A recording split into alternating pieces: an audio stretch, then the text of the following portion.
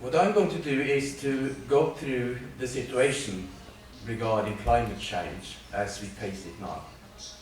It is, we are facing an existential question as human beings on this planet.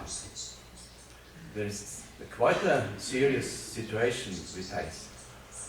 Either we take action and power and change society and the way we produce and consume, or this planet can be a very difficult place to stay for coming generations. That's what we face in a way. And this climate change was, when we started to discuss it some years ago, it was as if that was a threat sometime in the future. But that is not the situation. The climate change is not the threat of the future. It is already happening here and now. And there are already millions of climate change refugees in the world. And there are thousands and thousands of people who die every year because of the effects of climate change. And it is already developed quite a lot. So we have very short time if we really want to correct it. The reason why we have to and can correct it is that this crisis is mainly man-made. It is made by us, by people on this planet. And the consequences can be quite catastrophic. And the result of this global warming, that is what is going on, is that we have more and more extreme weather conditions of all kinds. There are droughts, there are storms, there are floodings, and the problem also is that those who have contributed the least to this problem, the people of the developing countries, are hurt hardest from the very beginning.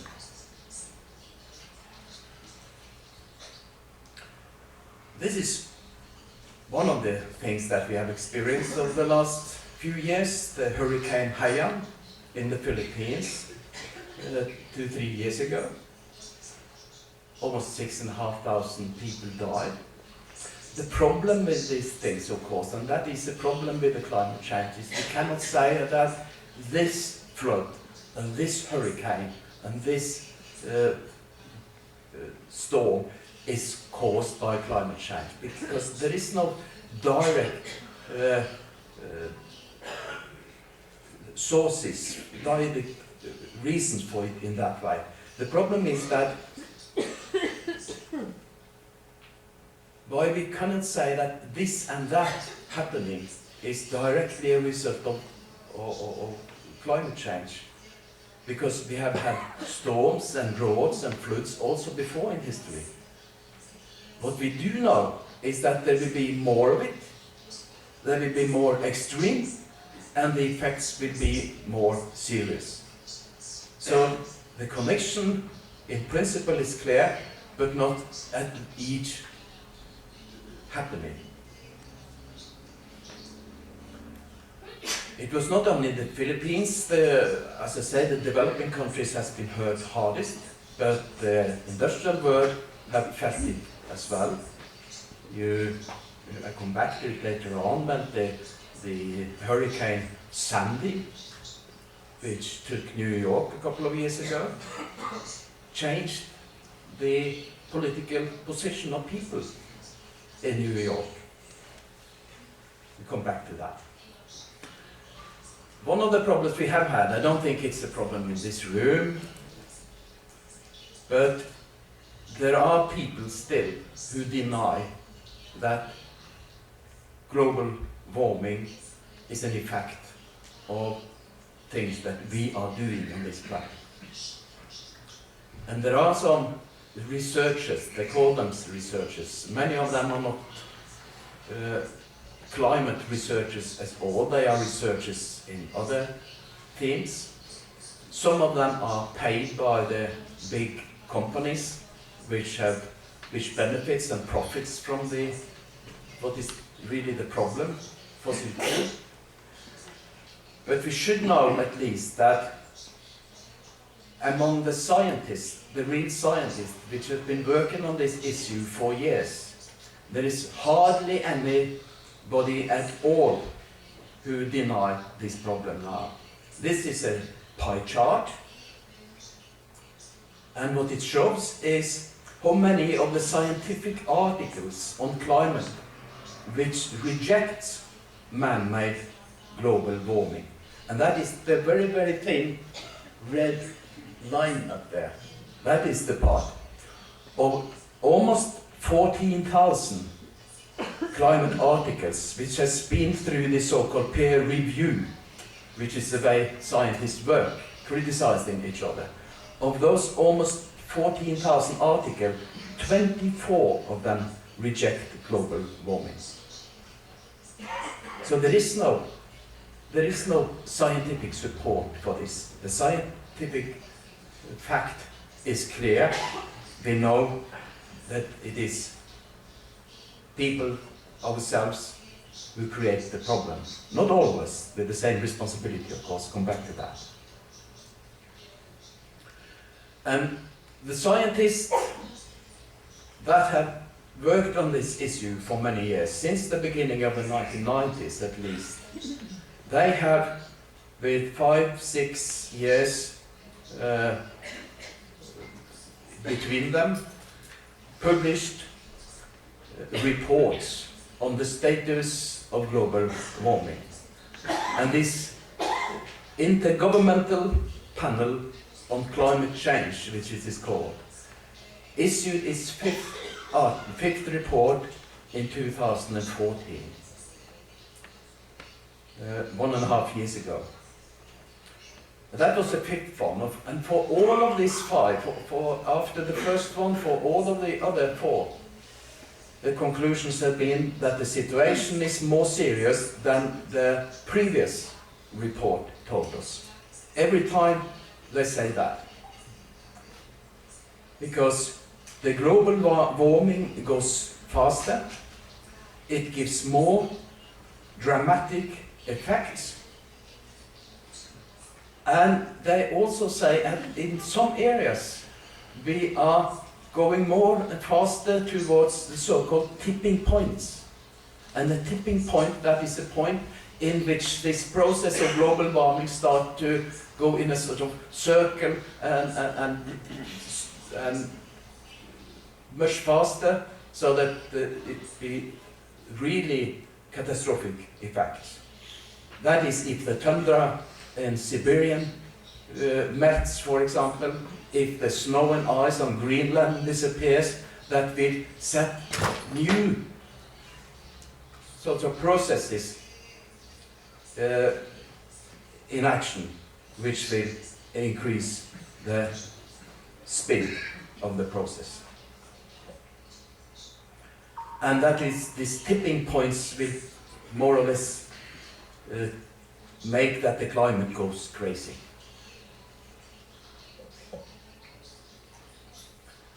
We have now more than 20 years of negotiations between governments been going on, based on the United Nations process. And there are people who think that those 20 years at least have made us understand and start to fight this development. That is the impression that somebody will give to us. It is the opposite. The greenhouse gas emissions are increasing. They have been increasing every year since the beginning of this process, since the beginning of the 1990s, and it is still increasing. This is sort of the scientific facts. This is a very, very long time span. It is covering 400,000 years. Where you see the red, which is the greenhouse gases in the atmosphere, and the white is the temperature differing, and you see the temperature has followed the greenhouse gas variation all the time during this 400 years. But you see also what has happened this is the so-called industrial time. This is from the time when fossil fuel was introduced and became the energy source of humanity. And you also see this broad yellow line saying critical CO2 level. We are in the middle of that yellow line now. And what it says also, that is they measure this in ppm, parts per square meter in a way, of greenhouse gas, of CO2, and that has now passed 400. And if we don't take immediate action, it will come up to 530, 550 by 2050. That is if nothing is done. You know there is an organization in the US called 350.org, because they say everything above 350 is a problem.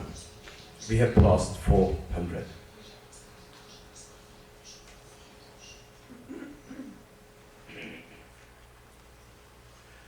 So let us go to the COP21, which was organized in Paris, the climate change summit, the last one, in last December.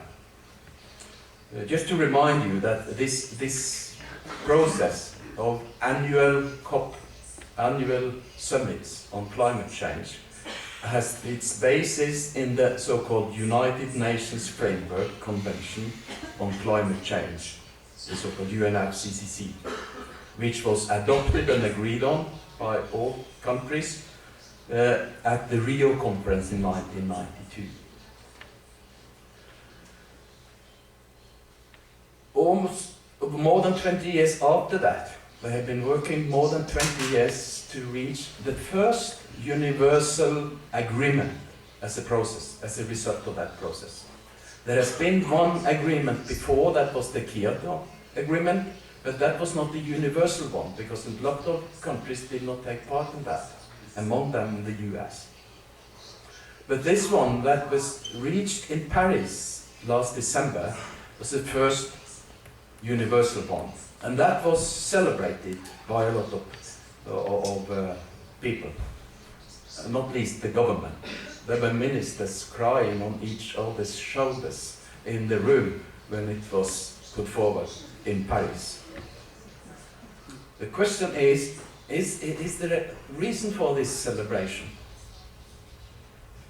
What is good with the Paris Agreement is that the goal is set.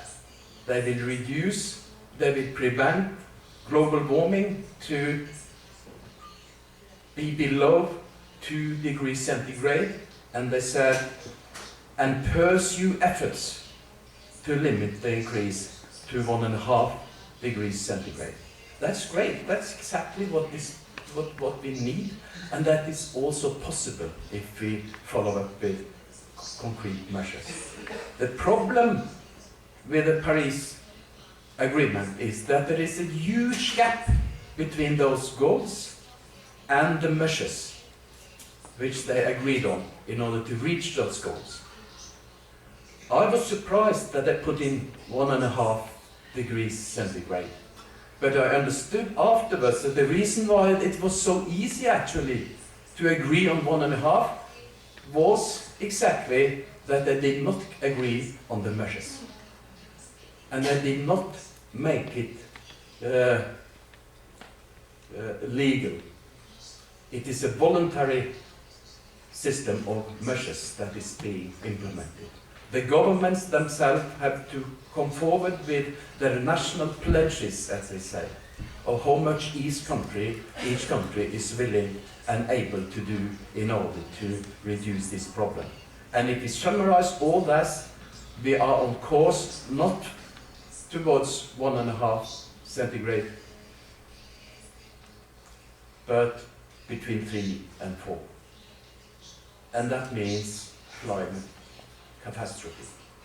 We have already passed 1 degree. And when we talk about 1 degree and 2 degrees in Sør-Vestlandet, we always start with pre-industrial time. So up to now we have reached 1 degree. And we have very, very short time if we want to limit this to 1.5 degrees centigrade. I think it was you probably know George Monbiot, this environmental and climate activist who's writing regularly in the British newspaper The Guardian. I think he sort of worded it in a very good way, what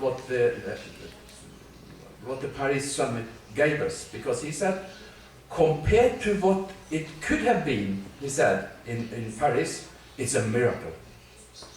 But compared to what it should have been, it's a disaster. So that is the sort of double standard that they came out from Paris with. And a number of other reactions to this. You know James Hansen from NASA in the US. He has been a leading scientist in climate questions and a critique for a long time. He said about this agreement, it's a fraud, really. It's a fake, he said. And the New Internationalist magazine called it an epic fail on a planetary scale. Jonathan Neal, who is one of the leading figures in this network of global climate jobs, summarized the Paris Agreement in the following way. All the governments of the world have now agreed to increase global greenhouse gas emissions every year between now and 2030. And he's right. The effect of what happened in Paris will be there will still be an increase in greenhouse gas emissions, at least up to 2030. It has been increased all years since they started this. So my conclusion is, in Paris, they reached an agreement, yes, but they did not reach any solution of the problem. And that means the fight goes on. The international trade union movement has increasingly been involved in the climate change policy and climate change actions. And actually the ITUC, under the current General Secretary, Sharon Burrow from Australia, has been quite offensive in some questions. It has been pressure from some organizations from below, but she has an understanding of this problem. So this is the 3 demands that the International Trade Union Confederations prioritized up to Paris. That was to raise ambition and to realize job potential of climate action. So more ambitious and more jobs. And the second was to deliver on climate finance. Climate finance, that means that rich countries have to contribute to finance measures in developing countries in order to avoid this problem. That means those countries that have created the problem should take responsibility also to help those who have not contributed to the problem. And last but not least, commit to securing a just transition for workers and the communities. As you know, this just transition has been a mantra for the International Trade Union movement for quite a long time. In my view, it maybe has been too much focus on the wording of just transition than to take action in order to make it happen, but that's another question. The climate financing is a big problem because the rich countries are not willing to pay. They have agreed on, and that happened before Paris, that they should establish a fund in which the rich countries should pay 100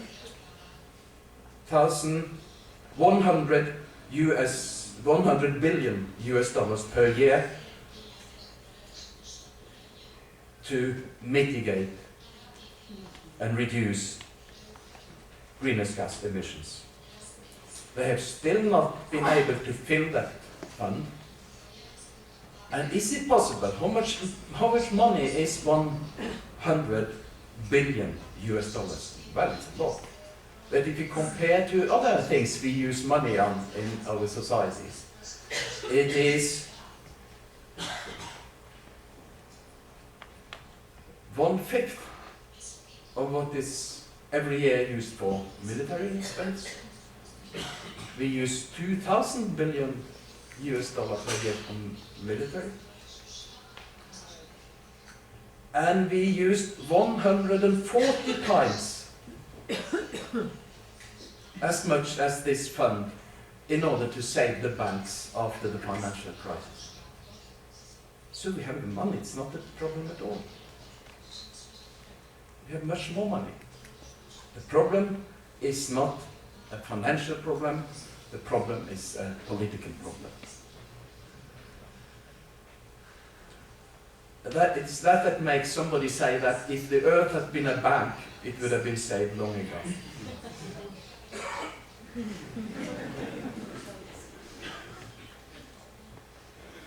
But that was also the reason I think that we have to accept that climate change policy up to now has been a failure. The greenhouse gas emissions have increased by more than 60% since the beginning of the 1990s, since they started this process of international negotiations. More than 60% increase, not decrease. So, climate change policies have failed to reduce emissions.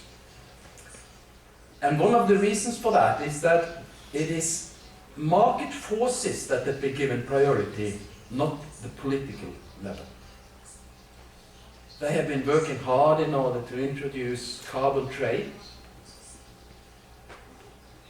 and they have been developing a lot of measures of market forces that is going to solve the problem for us, and it hasn't. Deregulation, privatization, market orientation, fossil fuel subsidies. Fossil fuels is extremely well subsidized.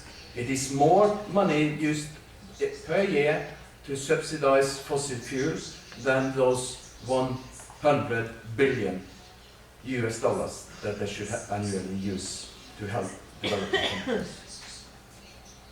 So what we face is a problem of deep systemic dimensions.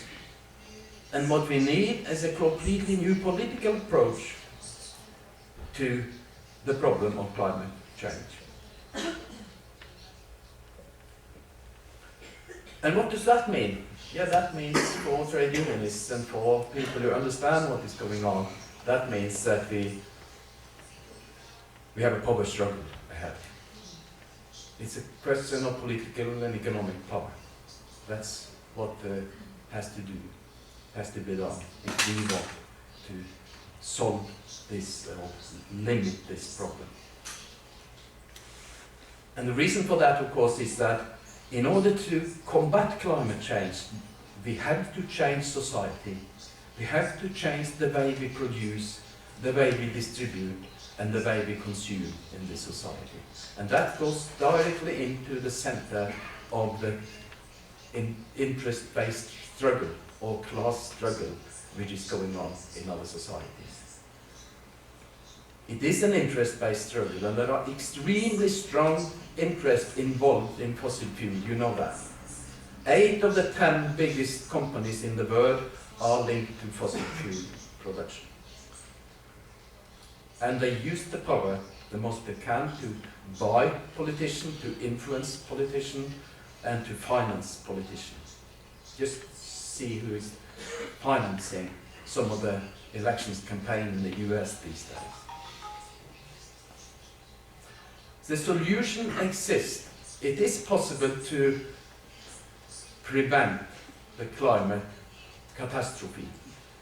We do have the knowledge we need. We do already have the technology we need, but we do not have the power, the political power we need to carry it through. So it is not the technological problem we face with climate change. It is a political problem.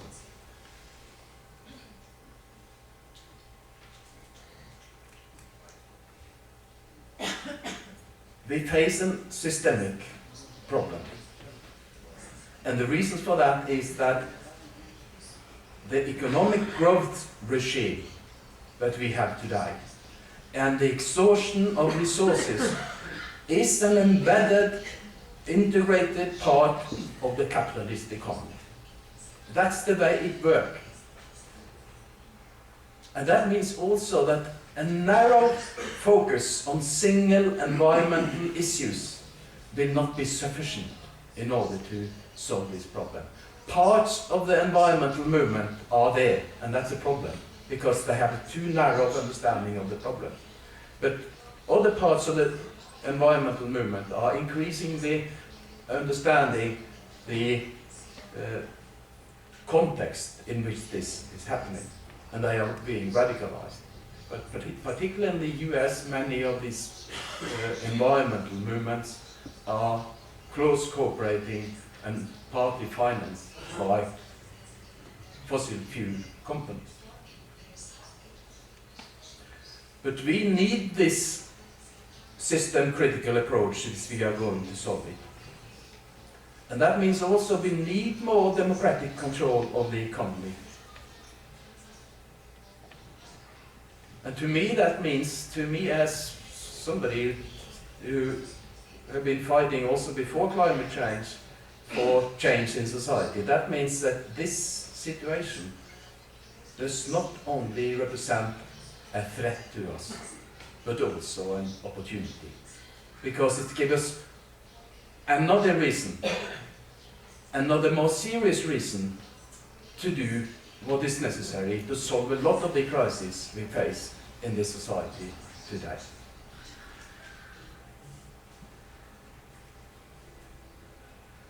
And as I say, there is no place to hide. Maybe some years ago I met some arguments in the international trade union movements that this climate change thing is nothing for the trade union movement and so on. Our task is to secure jobs and wages and social security for our members. So others have to deal with this climate change. There is not much of that sort of arguments any longer in the international trade union movement, I must say. But some people can say that, oh, it requires so much of us to go into this struggle. This is an additional thing to what we already are doing in trade union movement. No, it isn't. The climate change will change everything that we have been fighting for in the trade union movement since the start of the trade union movement. So the climate change struggle is not something extra. We have to go into that if we are going to continue to defend the interest of our members. Because the biggest job killer in this world will be climate change itself. It will destroy millions and millions of jobs. And houses, and homes, and so on. So if we are going to prevent that, we have to go strongly into the climate change struggle.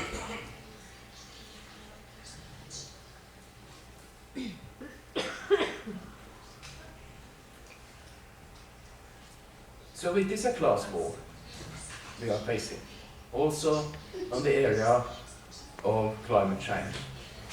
And this quote that I have, which say, this is class war, like it or not, a transformation is coming. Will it be a violent scramble for resources such as water, energy and fertile land? Desperate last-minute survival measures that completely dismiss human rights and social protection? Or an orderly and just transition that respects and protects present-day workers while creating new decent work in sustainable industries. This is a quote from the Trade Union Confederation, the Global Trade Union Confederation Industry All. They didn't say this 5 years ago. There is a radicalization going on also in that part of the trade union movement now. And this is a quote that took from the director responsible for climate change policies in the leadership of the industry or at the Paris meeting. So people are increasingly realizing what we are facing through this problem. And they are realizing that this is a class question. This is the trade union question. So we have to discuss the role of trade unions in this struggle. And the trade union will have a major role to play in this struggle. And why? Because the trade unions, this is not because trade unions are some sort of a special quality, high quality people, apart from you are. But it is because of the strategic position in society. Because trade unions organize those who, through their work, create the values in our societies. And that gives the decisive potential power which can change society. That's the reason why the trade union movement has been the most important social movement, social force the last 150 years in our society. But we have to raise some questions to it also, because what I'm talking about is the potential of trade unions, not the real existing situation. Because trade unions are on the defensive all over the world, and they are under immense pressure from strong economic forces. They have been strongly affected of something some call globalization, which I call the global strategies of the big companies. They have been affected by restructuring. They have been affected by deindustrialization in North America and Europe. And also we are strongly affected that we are in a historical phase which is coming to an end. We, or the generation before us, have lived through a phase, particularly in Europe, Western Europe, which was characterized by an existence of a class compromise, which gave people the welfare state and a lot of positive things. It was quite a successful period. And it created a sort of consciousness that we can solve this thing and move forward, slowly negotiating with the employers and so, and we will further develop the welfare and the social security and so. And this created a sort of consciousness in the working class in Western Europe, which has turned into a problem now, because the situation is not like that anymore. The class compromise has completely broken down, and it is not the trade unions that has broken it down, it is the employers. They are not interested anymore in that, because it doesn't serve their interest in increasing the profits in the economic crisis they face also. So the compromise has gone down, but the trade union movement in Europe particularly, but also in many other parts of the world, has not realized yet that we are in a situation of confrontation rather than cooperation. And we have to stand up against that confrontation, because this confrontation is so far being led by the employers. That's the reason why I said if we are going to take a lead in this struggle, and we should, the trade unions have to be revitalized, refocused, and reactivated. Not Ella, of course, you have been through all this already. I'm talking about all the others.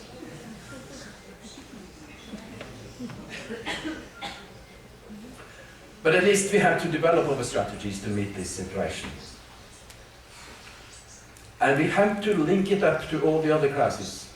The climate crisis is coming in a historical situation in which we face a number of other crises. Economic crisis, social crisis, political crisis, crisis when it comes to food production and distribution, and so on. So our entire social model is now under question. And we have to realize that the way we produce and consume today is unsustainable, and that it requires a system change. A system change which only can be achieved if we are considerably to shift the balance, if we are able considerably to shift the balance of power in society, because that's what it is about. Shift the balance of power. To do that, we have to unify movement and struggles, particularly the social struggle with the climate struggle.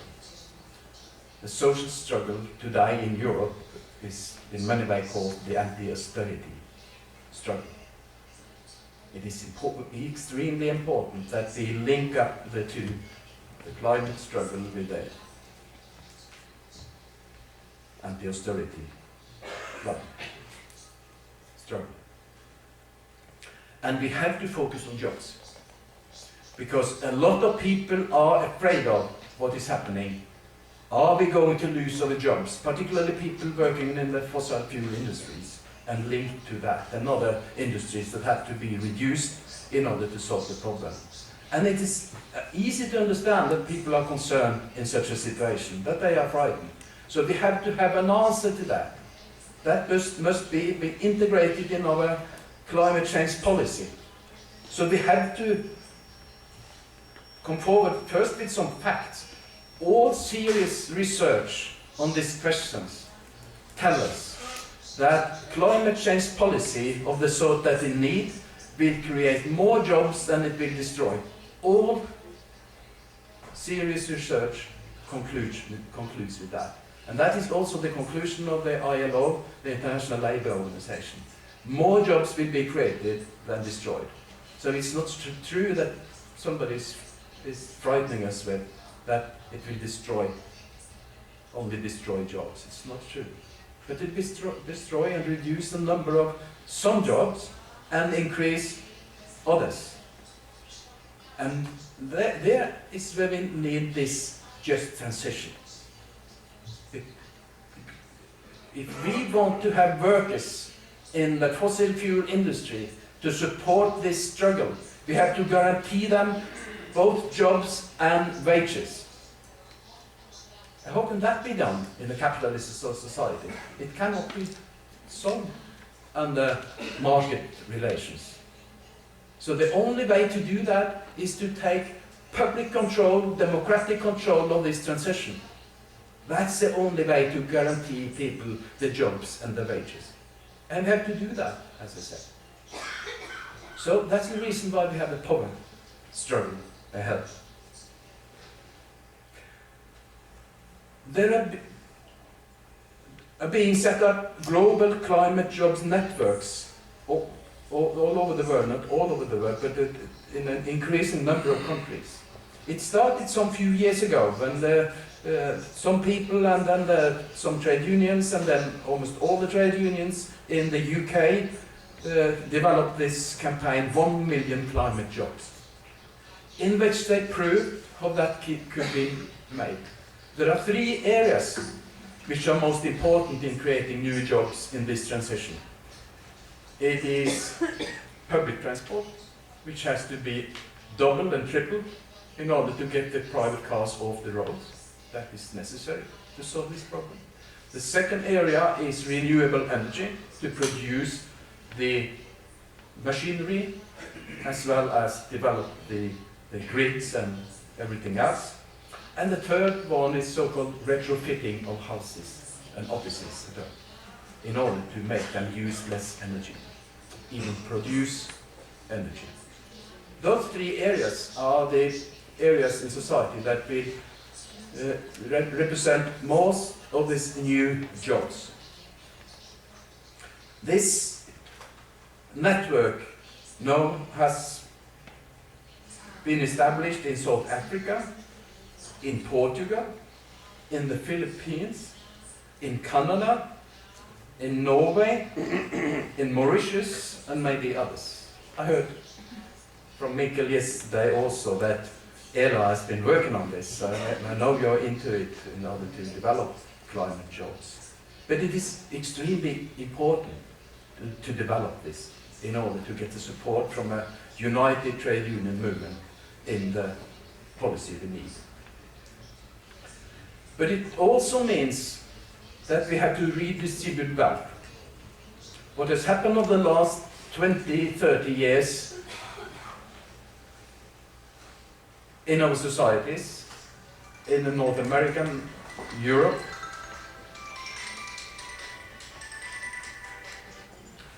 is a redistribution of wealth from the bottom to the top, which is unprecedented in the history of mankind.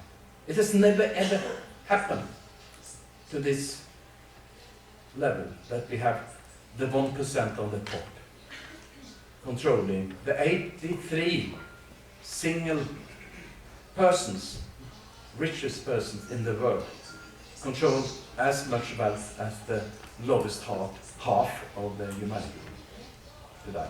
It's never ever seen anything. I don't understand why people have accepted that so far. But this has to be corrected. Because people will never join in a fight to change society in order to save this planet for future generations if they are taken, all the benefits are taken away from them, and they will only sit back with the problems. So without the radical redistribution of wealth, there is not possible to have united, broad alliances for a correct climate change policy. And the same goes for the differences between the South and the North, the developing countries and the industrial countries. We have to also have a redistribution of wealth between them. And that has to be important part of the climate change policy.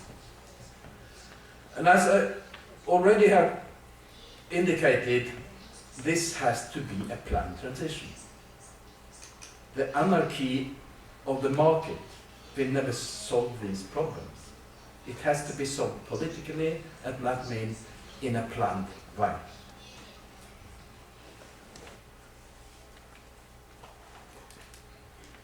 And the thing is, if we are able to solve these problems, it will bring with it a number of other benefits.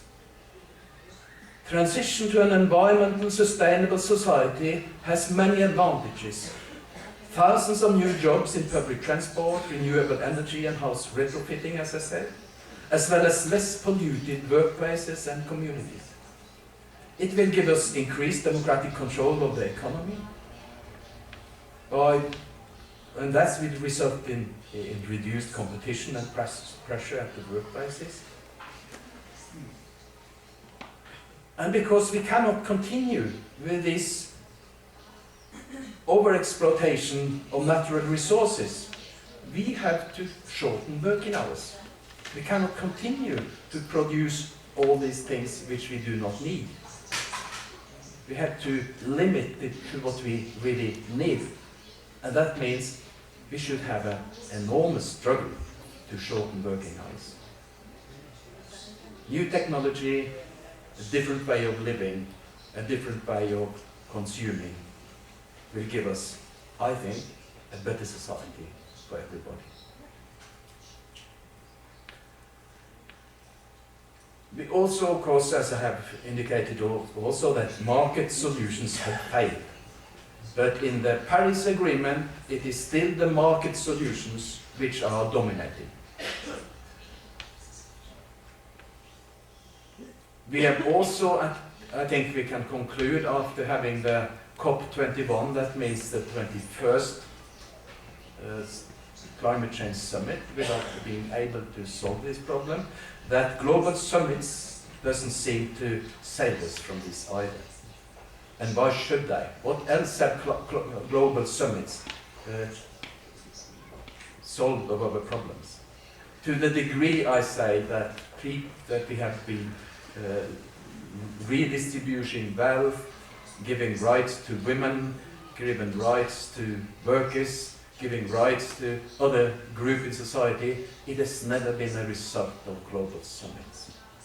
It has always been a result of strong mobilization of forces from below. Then it can end in at the global summit, because the pressure from below is so strong. That's exactly what we need, but it will not be solved from above. And that's the reason why we have to build broad popular alliances.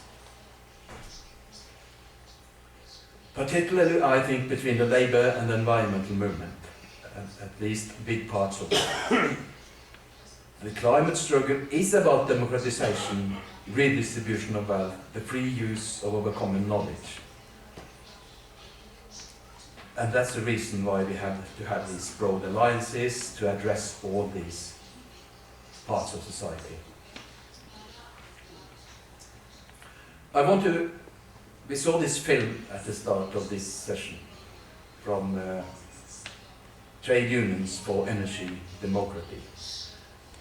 And the reason for having started that coalition, which is one way of trying to involve the trade union movement more strongly in the fight against climate change, we have set up a network called the Trade Unions for Energy Democracy. And that is because, of course, energy policy is the most important part of climate policy. Fossil fuel is the main source of greenhouse gas emissions, so we have to focus on fossil fuel. Take note that in the Paris Agreement, fossil fuel, coal, oil or gas are not mentioned in the agreement. Not mentioned one single time. So guess who was sitting behind the shoulders of the politicians when they wrote this agreement? But it is first and foremost energy policy. And that means that a rapid and just transition of our energy system requires that it is brought under democratic control. And that's the aim of this network. This will bring us in confrontation with some of the most powerful economic interests in the world, as I said. And that is exactly what we are trying to build through this trade unions for energy democracy. It was initiated and set up in a meeting in New York in October 2012. And it produced a number of reports and publications, and you find all of it on the website of the Trade Unions for Energy Democracy, and most of it is in both English and Spanish. Resist, Reclaim, Restructure is the founding document. There is a secretariat at the Murphy Institute of the City University of New York. And so far, 47 trade union organizations, or a couple of them are organizations that are related to the trade union movement, from 17 different countries have so far joined this network. And among them, also some few of the global trade union confederations, like the International Transport Workers Youth Federation, which is mine, but also the Public Services International, and the Education International, and I took one or two others, which I do not remember now. You find the whole list on the website. And what the QED says about itself is that the transition to an equitable, sustainable energy system can only occur if there is decisive shift in power towards workers, communities, and the public. So what have this network achieved so far? I do think that we have influenced the development in many trade union organizations through the reports and publications. We have educated trade unions on climate change policy across the board. And actually the agenda and the policies of the international trade union movement has been moved to the left because of the coordinated pressure that we have.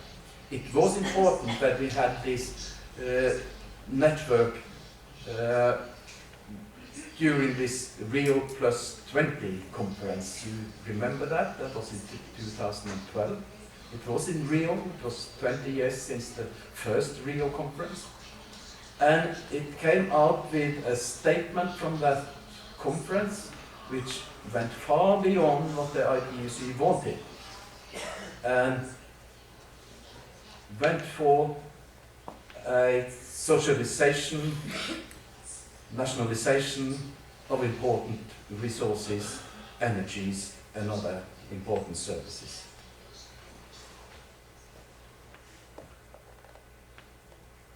The TUED took also initiative a couple of years ago to develop a statement against fracking, and it has also itself been involved in a number of campaigns, and it was decisive what TUED did in the US in order to stop Keystone XL pipeline, as you may know. And one interesting thing was that the nurses organization in New York played an important role in that struggle. They have gone very strongly into this TUED network, and they argue with all the health problems coming up with this fracking and oil production and this what is happening in the north of Canada and so on. And also there was a demonstration in New York. I was surprised. As you see, I took part together with the General Secretary of the ITUC. And 400,000, I was surprised to have so many people in New York that day. And I'm quite sure, but one of the reasons, and I talked to my friends in the US about that also, I'm quite sure that one of the reasons why 400,000 was mobilized to march through New York was this. That the Hurricane Sandy in New York destroyed so much and changed the political thinking of a lot of people. When your streets look like this in the center of New York, you start to think differently about these problems. It has a good side and a bad side. The good side is that people at least rapidly change their views on this. The bad side is, do we have to see the catastrophe before we react? Because that is what happened here in a way. What we need now is urgent action together. The Earth's temperature is rising. Current trends will lead us to a 4-degree average increase or more in this century, and without urgent, ambitious action, we will face irreversible changes in our climate, says the International Trade Union Confederation. So they have understand the problem. They have some problems, but we all have problems in mobilize sufficient social forces in order to do what is necessary. In the International Transport Workers Federation, we have done something. We developed this document as the first global trade union organization that developed a climate change policy that happened at the Mexico Congress in 2010. And I think it's still the most progressive climate policy in the international trade union movement. It is based on a so-called reduce, shift, improve strategy. And the IDF was the first global trade union also which joined these trade unions for energy democracy. So we have taken some steps, but also the International Transport Workers Federation have the same problem as many others. We do have a language, we do have demands, we do have policies, but we are not yet able to mobilize our members sufficiently strongly to be able to carry out this struggle at the level needed. So that is the situation we face. We face what I said was existential crisis. It has to be solved. Trade unions are very clever in negotiating and making compromises, but there is an exemption for climate change.